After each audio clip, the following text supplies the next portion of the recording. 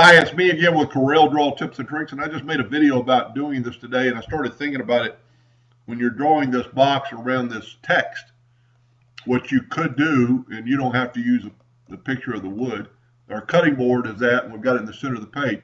We're going to go ahead and put our text for the second in the center of the page. Our text is 2.96 by 1.63.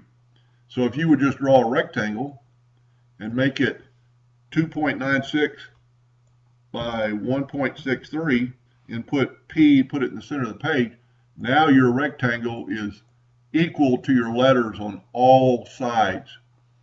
And then like in the previous video, if you grab that and grab that node right there and put it in that corner, change our nudge factor to 0.5.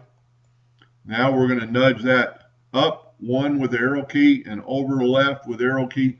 And now that name is a ½ inch off each side.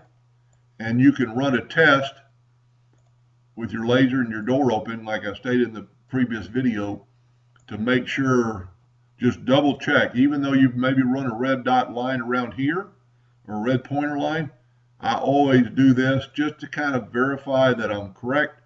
And then when you engrave it, you're good to go. Anyway, I hope that helped a little bit. Thank you for watching.